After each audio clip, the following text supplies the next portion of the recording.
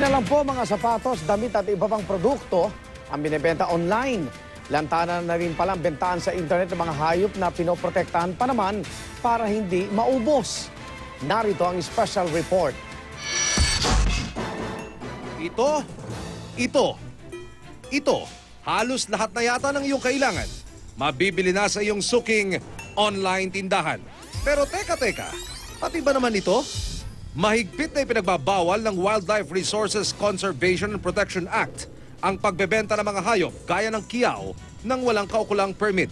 Bagamat hindi nanganganib o endangered species sa ngayon, vulnerable naman o may banta pa ring maubos kung hindi mapoprotektahan.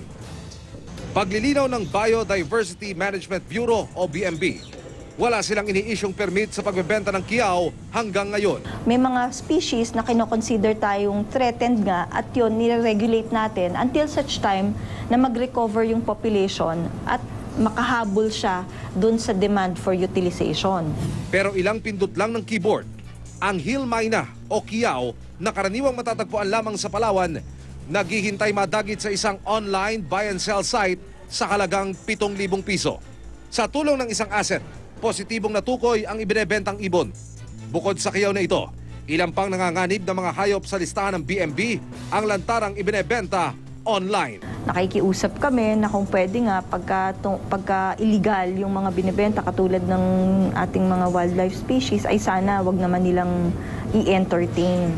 Ang sinumang makuhuling nagbebenta ng wildlife ng walang kaukulang permit, maaari raw makulong mula 10 araw hanggang 4 na taon. Nito lang nakaraang taon, mahigit 200 endemic wildlife species o sa Pilipinas lang matatagpuan na kumpiska ng Department of Environment and Natural Resources o DENR. Pinakamarami ang mga kiyaw. Pero magmula 2008, 13 pa lang ang nahuhuli at napaparusahan dahil sa illegal na pagbebenta ng wildlife. Samantala, posible raw may pananagutan din ang mga website kung saan ina-advertise ang mga ibinebentang wildlife. Pwedeng mahabol ng batas yung mga owners ng website kung mapatunayan sila na involved sila or sangkot sila, at least pag-facilitate ng transaction. Sana naman salain nila ng mabuti yung mga kanilang ina-advertise. Sagot naman ng OLX.ph, mahigit na nilang sinasala at hindi na nila pinapayagan ang mga ads tungkol sa mga hayop na nasa endangered list ng DENR. Patuloy raw silang makikipagtulungan sa mga ahensya ng gobyerno para dito.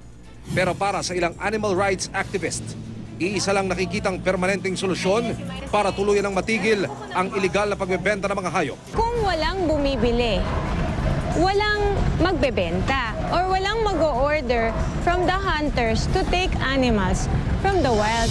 Emil Sumangil, GMA News.